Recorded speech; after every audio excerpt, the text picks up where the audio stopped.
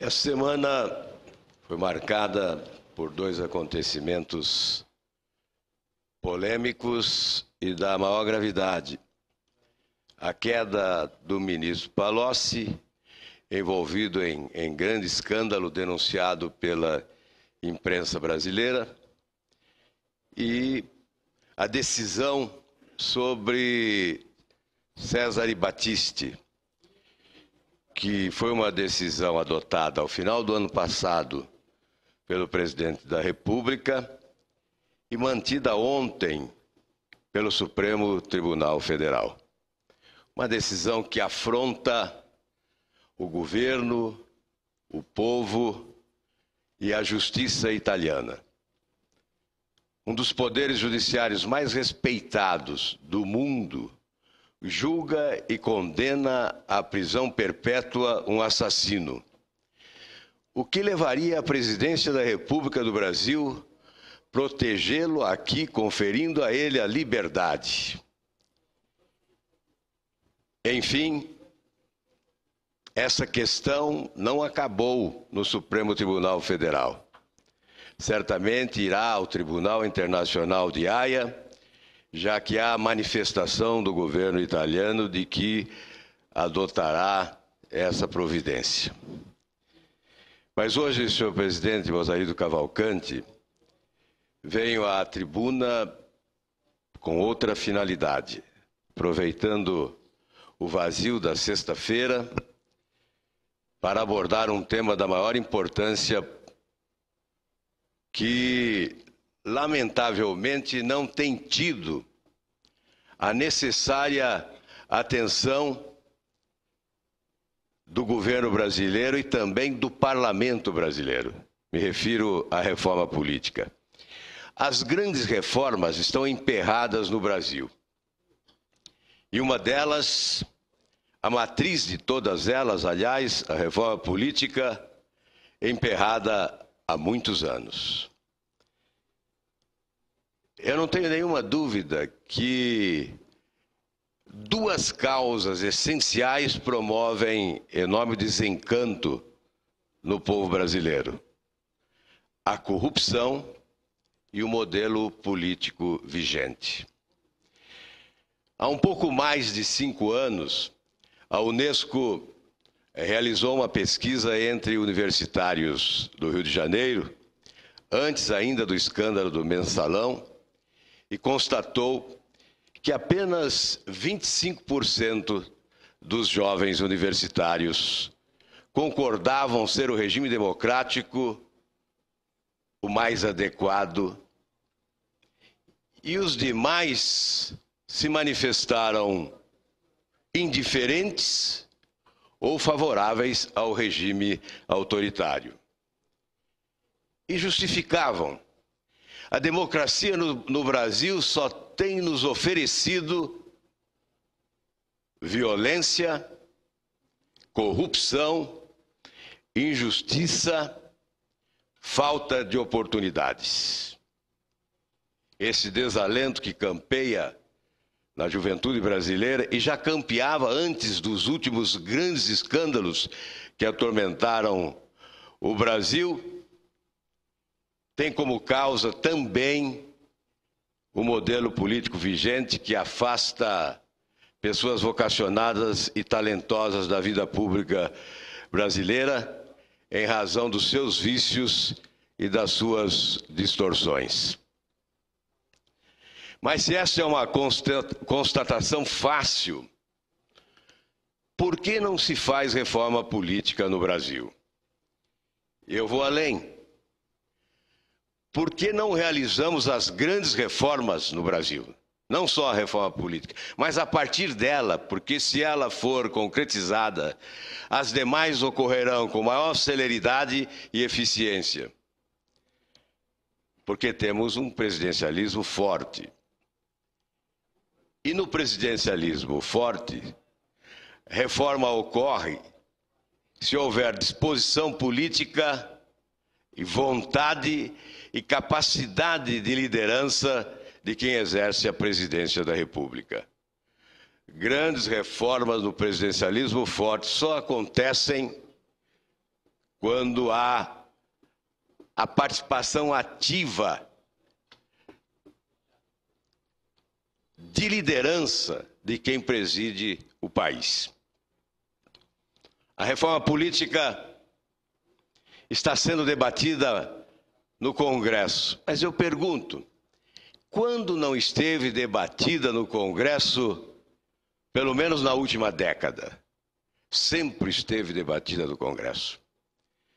O Senado Federal já aprovou uma reforma política. Os itens essenciais da reforma passaram pelo Senado e morreram na Câmara.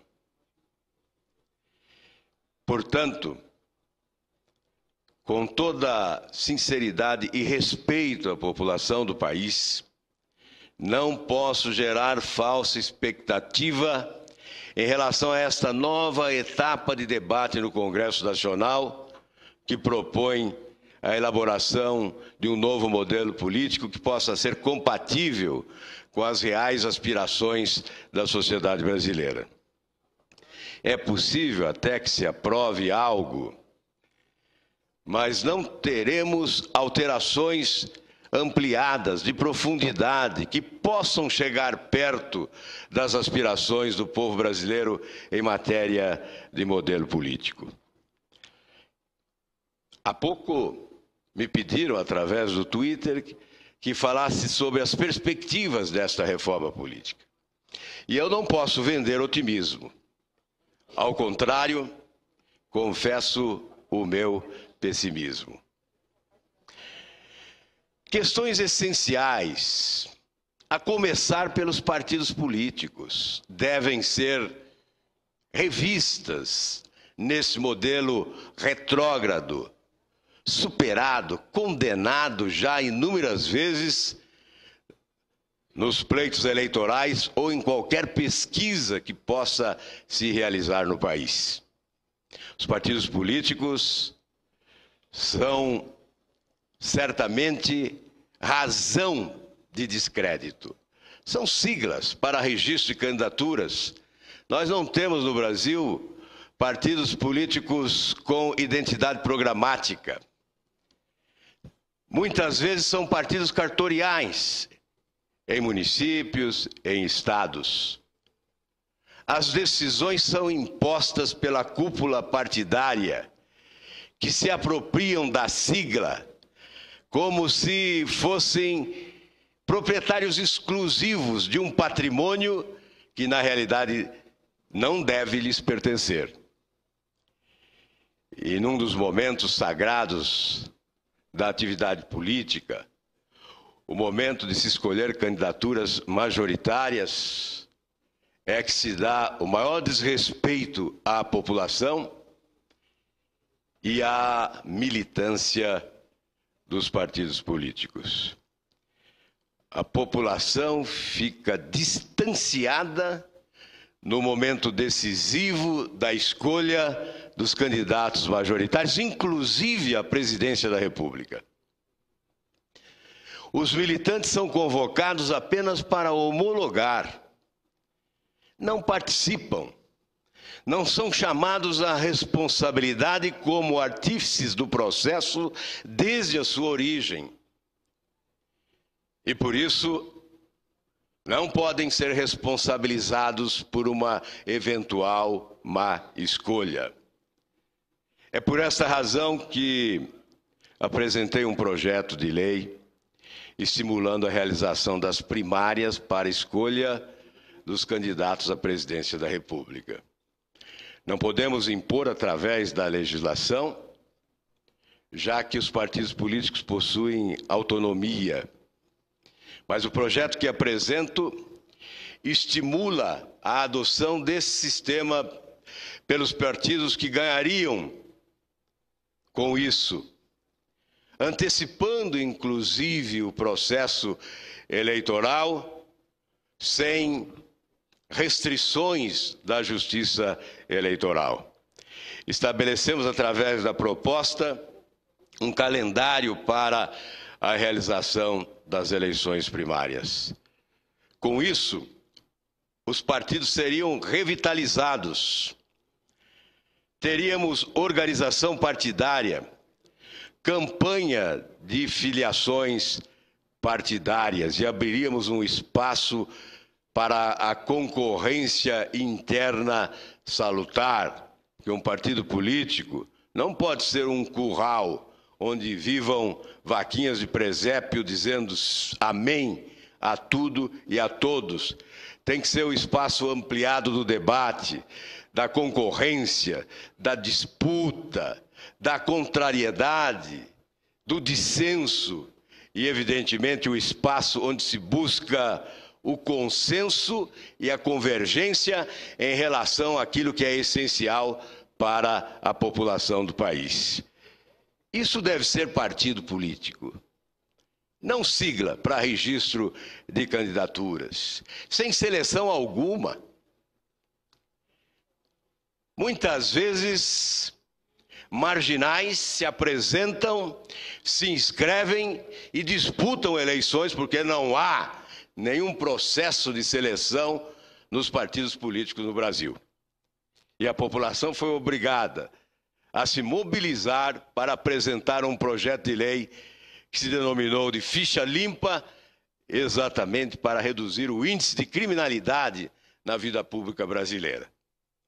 Portanto, a adoção desse modelo de primárias respeita a população. É a forma de considerar o eleitor importante desde o primeiro momento do processo eleitoral e não apenas no momento de colocar nas urnas o seu voto pelo sistema eletrônico adotado no Brasil. Creio que seria a alma dessa reforma política. Se nós caminhássemos para esse estágio de evolução e de consciência política e de respeito à sociedade, certamente estaríamos desenhando um modelo muito mais próximo das aspirações do povo. Repito, a alma da reforma política seria a participação popular nas decisões partidárias, a democratização das decisões. Advogo também o voto facultativo. Há restrições. Aqueles que combatem, creio que se desejamos ocupar funções de relevância no país, devemos ter a competência de convencer o eleitor de que vale a pena votar. Impor, não. Obrigar, não. A liberdade deve se oferecer não só para que a escolha democrática ocorra em relação a nomes eventualmente postos pelos partidos políticos, mas liberdade deve existir no ato do eleitor decidir se vale a pena votar ou não vale a pena votar. Creio que desta forma o voto seria mais consciente. Na comissão organizada pelo presidente Sarney, a tese do voto facultativo foi derrotada. Mas creio que devemos levá-la adiante na Comissão de Constituição e Justiça para a continuidade desse debate. Uma outra questão é a do financiamento da campanha eleitoral. O Senado há alguns anos aprovou, e eu fui relator, o financiamento público de campanha. Parou na Câmara dos Deputados. Hoje, confesso, tenho dúvidas sobre a conveniência do financiamento público de campanha. Porque não temos mecanismos de fiscalização e controle eficazes.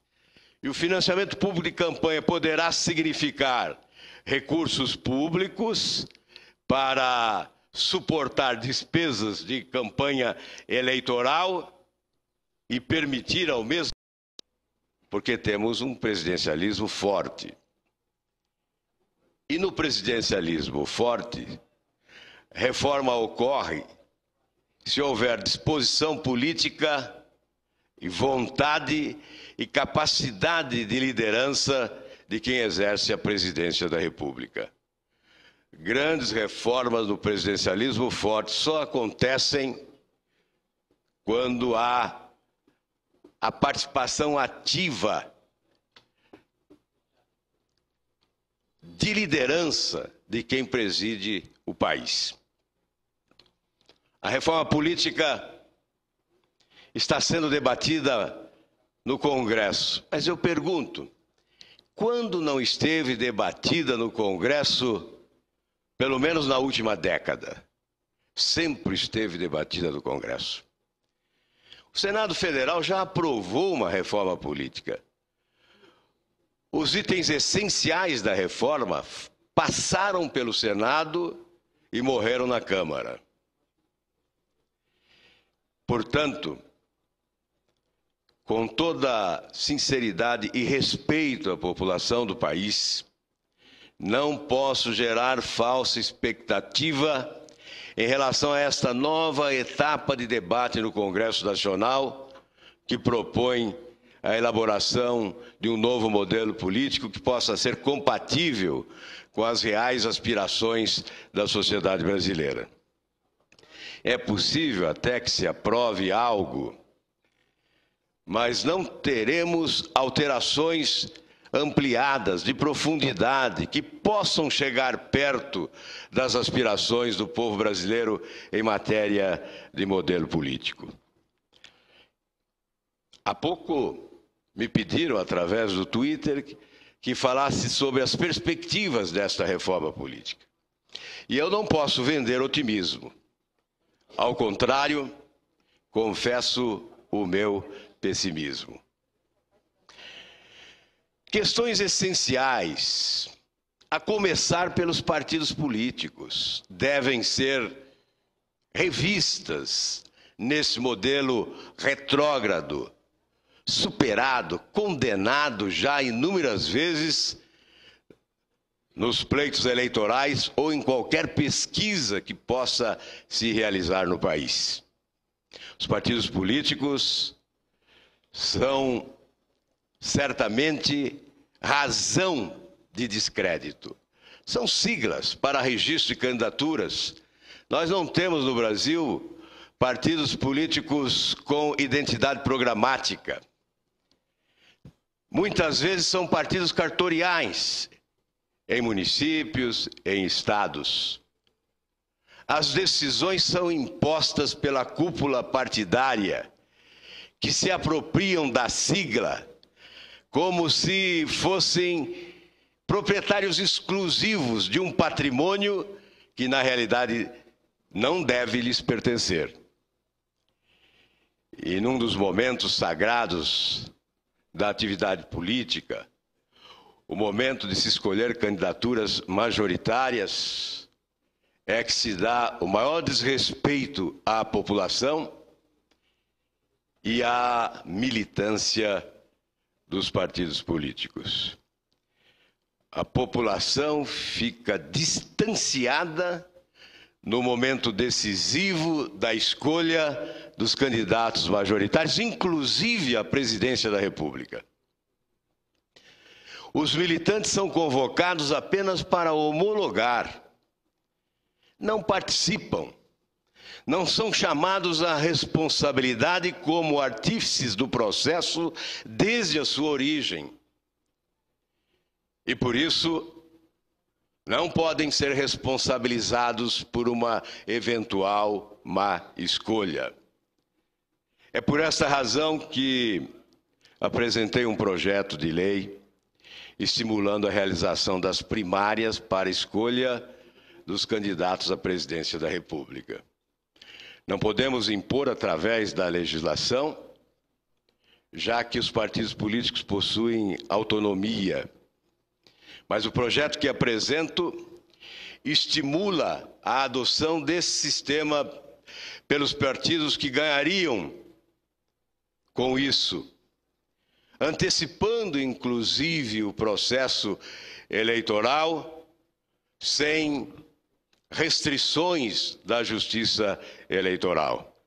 Estabelecemos, através da proposta, um calendário para a realização das eleições primárias. Com isso, os partidos seriam revitalizados.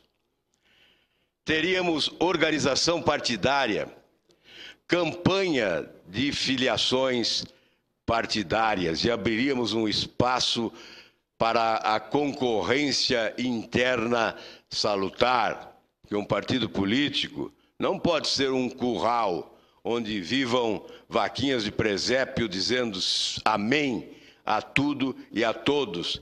Tem que ser o espaço ampliado do debate, da concorrência, da disputa, da contrariedade, do dissenso e, evidentemente, o espaço onde se busca o consenso e a convergência em relação àquilo que é essencial para a população do país.